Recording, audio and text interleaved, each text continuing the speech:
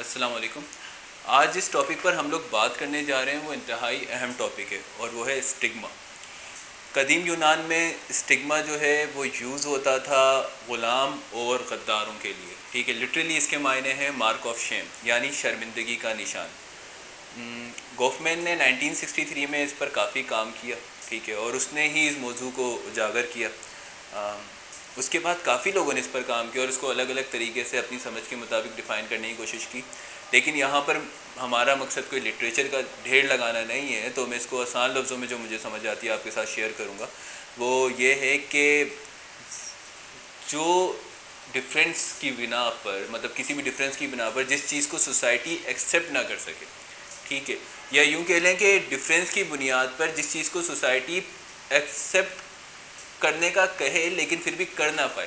اس کی ایک مثال میں آپ کو یوں دوں گا کہ آپ کو پتہ ہوگا کہ کالے گورے کا بڑا چکر رہا ہے مغرب میں کچھ عرصہ قبل, اور اب تو خیر وہاں پر کافی اس حوالے سے بہت اویئرنیس ہے, لیکن پھر بھی کہیں نہ کہیں آپ کو دیکھنے میں ملتا ہے. اسے تقریباً کچھ عرصہ قبل یہ ہوا تھا کہ ایک پولیس والے نے جو ہے وہ کالے کو لیبلنگ کرتے ہوئے مار دیا تھا بلیک کی. تو جبکہ کالا گورا سب برابر ہیں اور کافی حد تک کافی اچھے لوگ ہیں اب جو اس بارے میں کوئی تعصب نہیں رکھتے, میرا غالب گمان ہے. لیکن یہ جو ایک واقعہ ہے یہ اس چیز کا ثبوت ہے کہ کہیں نہ کہیں اس سوسائٹی میں ابھی بھی ایسے لوگ ہیں جو کہ یہ بلیک کو جو ہے اسٹگماٹائز کرتے ہیں, وہ اسٹگماٹائز پیپلس میں آ جاتے ہیں. صرف رنگ پر ہی نہیں, نسل پر, قد پر, ٹھیک ہے, زبان پر, اور مینٹل ہیلتھ پر تو ہم لوگوں کا یہاں اسٹگما بہت زیادہ ہے.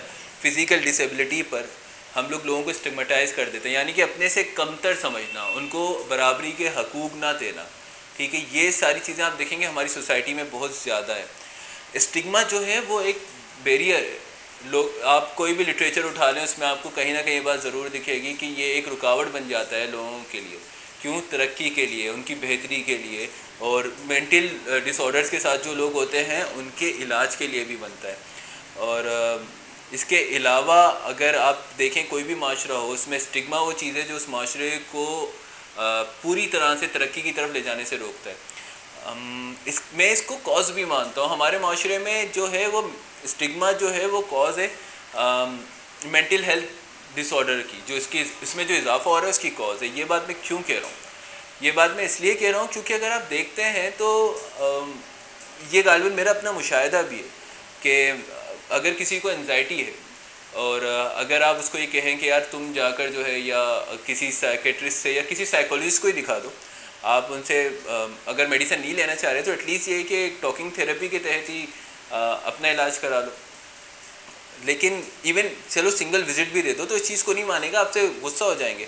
جیسے میں آپ کو اس کا ایک پرسنل ایک واقعہ جو میرے علم میں وہ سناتا ہوں. تو اس میں ہوا یہ تھا کہ ایک میرے جاننے والے ہیں, ان کے بیٹے کو کچھ مسائل ہو گئے تھے سائیکیٹرک. تو ان کو ایسا لگا کہ نہیں یہ تو جی پوزیسڈ ہے, اس پہ کچھ اثرات وغیرہ ہو گئے. تو وہ علاج کرانے میں لگ گئے. کسی نے کہا کہ جی آپ جو ہے ان کو کسی دماغ کے نفسیات کے ڈاکٹر کو دکھائیں, اس کو ذہنی مسئلہ ہوا ہے. آپ یقین کریں وہاں پہ جو ہے نا ایک بوال اٹھ گیا کہ آپ نے کہہ کیسے دیا میرے بیٹے کے لیے. کیونکہ ہمارے یہاں اسٹگما ہے. ہم لوگ یہ چیز تو ہم لوگوں نے قبول کر لی ہے ہمارے معاشرے میں کہ جو انسان ہے وہ پوزیسڈ ہو سکتا ہے, ٹھیک ہے, لیکن ہم یہ قبول کرنے کو تیار نہیں ہوئے ابھی بھی پوری طرح کہ انسان ذہنی مریض بھی ہو سکتا ہے. تو یہاں سے اس واقعے سے ہمارے معاشرے کی جو حالت ہے نا وہ کافی واضح ہو جاتی ہے. تو اسٹگما اپنے آپ میں ایک بہت بڑا مسئلہ ہے جس کی کئی ٹائپس ہیں, اور انشاءاللہ ہم آنے والی اپنی ویڈیوز میں اس پہ بات بھی کریں گے.